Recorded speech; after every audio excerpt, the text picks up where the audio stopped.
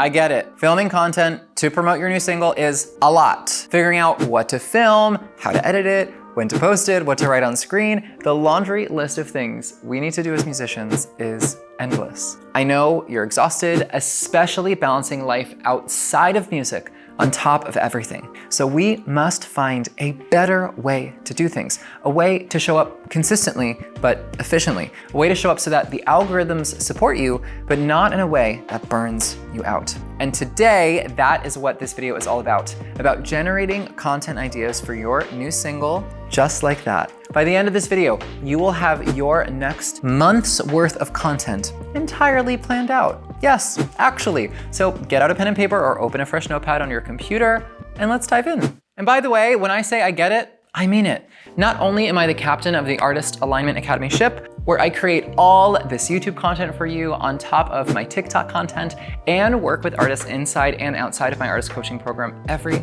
single day, but I also have been an active musician in the process. In fact, I started my new band just over 3 years ago and have since grown that band from 0 to over 3 million streams, all while balancing so much content. I would not have been able to do it all without simple and efficient content planning methods like the custom method I am about to share with you in this video. And I shared this same method over on TikTok and tons of artists found it super valuable, so I wanted to share it here. However, before we dive in, if you have been pursuing music for a long time and you are struggling with time management and you feel like you're hitting a wall, you don't know what to film, why to film it, please click the link below titled Artist Consultation so that we can meet and discuss a customized plan to get you through all of that. Now, before we get down into the granular details of the process, I want to first discuss why it's so crucial for us to be organized and strategic in our content planning. The problem is a lot of our friction as musicians and music content creators happens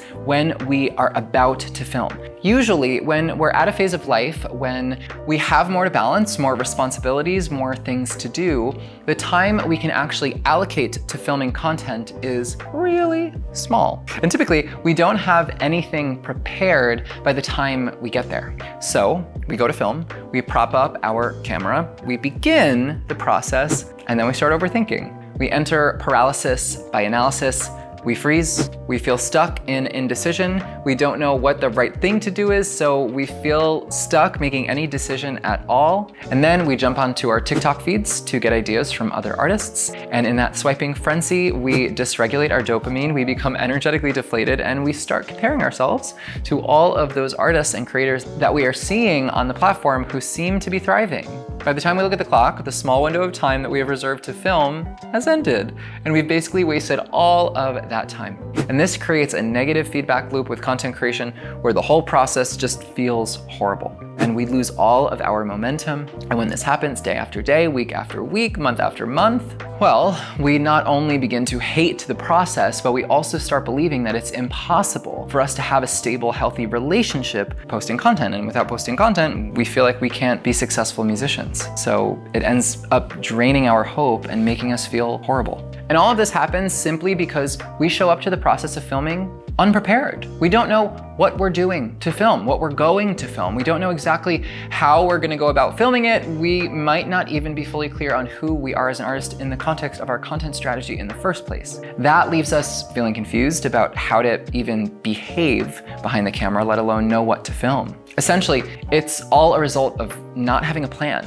So what we want to do instead is approach content creation from a much more strategic and planned lens. We want to preemptively plan so that when we go to sit down within those small windows of time, we can show up fully and get as much done as possible. And that's exactly why I created this custom method that I'm sharing with you today. It's a method from my artist coaching program. So you are getting a sneak peek behind the screen, and it's going to help you build out an entire month's content strategy in the remainder of this video, which is probably another 10 minutes. And this custom strategy is what I call the single Splinter Method. This takes any single of yours, whether it's a previously released single or any upcoming single, and it splinters that content, that single, into different formats and different structures so that you can easily plan your content filming sessions moving forward. And this is how it starts. The first thing you're gonna do is you're gonna take a single of yours, upcoming or past, and break it into 3 different tiers. Each tier is going to showcase a different part of your song. In other words, you're going to pick 3 different parts of the song to create content from. Now, you might be wondering, Joey, when I see artists promoting their music on TikTok or Instagram, they often use the same part of the song over and over. And I agree, that's a strong strategy once you know what works. But if you're still figuring out what resonates best, it's essential to experiment with different parts of the song.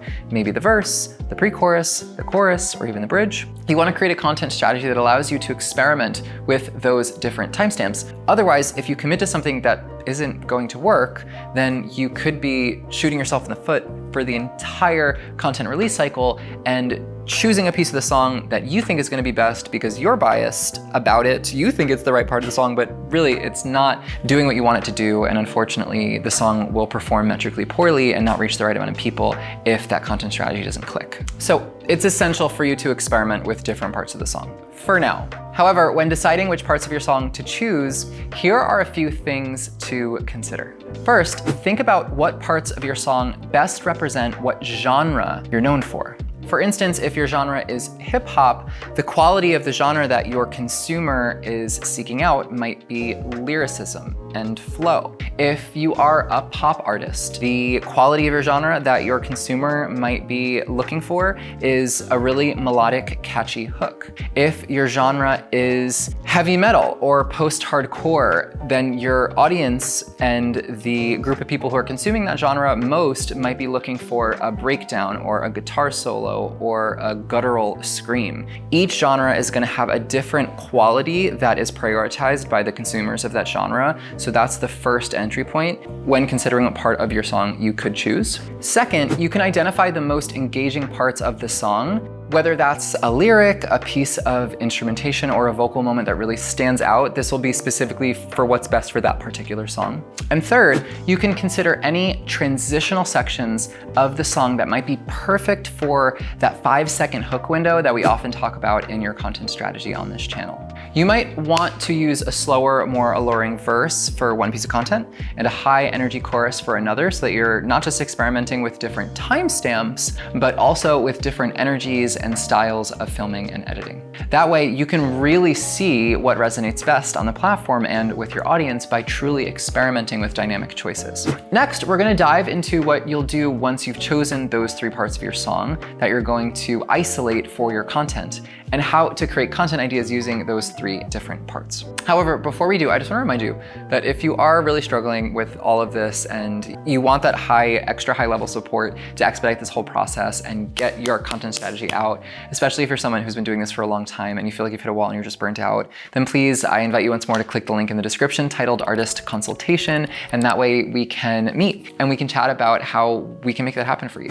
Okay, so once you have your 3 different parts of your song picked out, the next thing you're going to do is choose 3 different locations to film your content in. You're going to do this for each tier of the process, meaning for each different part of the song. Now, there are a few things we want to ensure about these spaces. First and foremost, we want to make sure that they are on-brand spaces that align with who you are as an artist. This requires understanding your artistic identity on a deeper level, because the location is a subtle but really powerful form of storytelling. It's the immediate visual and psychological point of contact between you and the viewer. It's what they're picking up that you're, subconsciously putting down.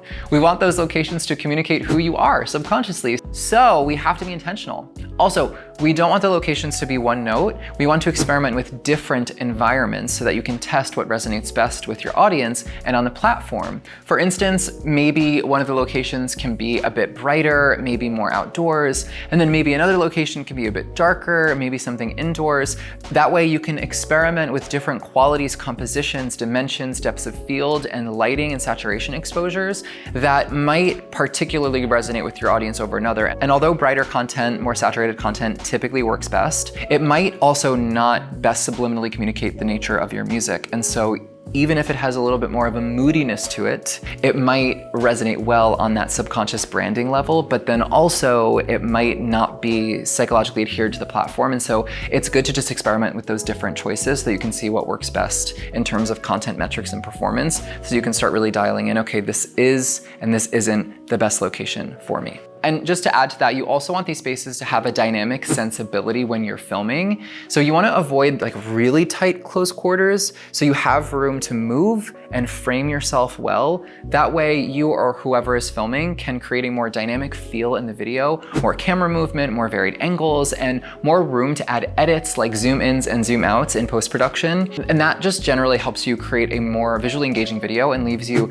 space to put text on screen and add hooks above you because there's the space to do so. However, it's okay if you're forced into close quarters because you don't have many options to film, but if you can, prioritize finding at least one location to create more dimension in, that would be best, just so you have that diversity in your content strategy. You want to experiment with composition to see if that influences how your content performs so that you really can, again, just figure out what works best. Okay, so once you have the 3 parts of your song chosen and you have the 3 locations where you're going to film, then in each of those locations, you're going to film 3 variations of that timestamp of the song. And you're going to upload the content with a different hook each time. And by hook, we primarily mean the on-screen written hook so that you can experiment with different language on screen and see what resonates best. But you can also experiment with the visual hook of the entry point. In other words, the way that you film or edit the very beginning of the video to really pull a viewer in visually when they're scrolling on their feed. But I think it's best to experiment with one or the other at a time so that you really understand the variable that you're testing, what might be influencing the content at its highest level. Okay, so now that we've brought up on-screen written hooks, let's talk about it. On TikTok, I post music marketing and artist coaching content often, and if you don't follow me already, please click the link to follow in the description right now. But I often get comments from artists saying that deciding what to write on screen is just one of the hardest parts for them. So I wanna boil this all down in really simple language so that you can integrate this into the single Splinter method so that it removes the overthinking. When it comes to your written hooks, you're working really with 2 primary formats, on-screen text and comment overlays. Don't forget that comments can be hooks, so save the ones that stand out. But for this video, I want to specifically talk here now about written on-screen text hooks. To clarify, this is words you type on your video at the start of the video. It's usually what shows up in the negative space above your head, so remember to film with negative space above your head. And it's the first thing someone reads when they see your content. So we accomplish a few things inside the hook because of this. 1, we need to write something that grabs attention because the beginning of the video is all about grabbing attention. We don't want to rage bait, nor do we want to be sensational for the sake of it, but we do want to consider how enticing, gripping, interesting is the written text to a stranger reading it. 2, we will successfully frame what the video is about.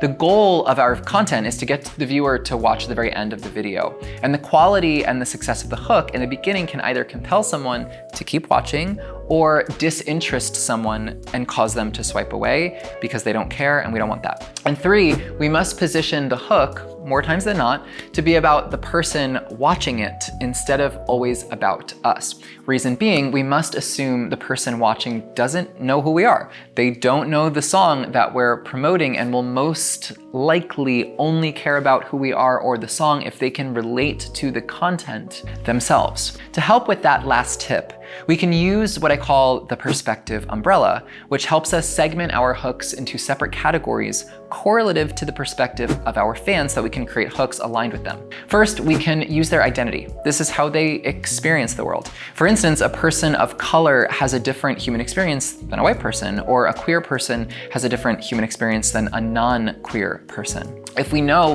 who our target audience is, then we can position our video's hooks to relate to their identity. And in that way, they feel this immediate sense of belonging or connection because they feel like it's more for them. Secondly, we can use their interests, how they escape from the world. Of course, in how it relates to our music. For instance, my band's aesthetic leans into the realms of fantasy fiction and Renaissance art, and so hooks aligned with those interests often signal to our ideal fan that the content and music we make is for them, just initially, right off the bat. And lastly, we can use their values or their pain, the lens through which they see the world. Our music should have a deep perspective and subsequently a desired impact we seek to make through creating our music. Oftentimes, this is the ointment or the medicine for our ideal fan. Our music offers them something they long to feel or experience, and usually that overlaps with their values or their pain. So if we understand their psychological positioning, then we can speak to them more directly in the hooks that we make on a deep, deep, deep level. However, you do want to avoid being too specific because then you risk people swiping way too fast, and this massively hurts your content's performance. So we want to understand our ideal fan and really lock into their perspective and then scale that out a little bit so that our hooks have an appeal to a wider scope and so people won't swipe away. Also, as a pro tip, your hooks are prime real estate for you to integrate niche specific keywords for your strategy.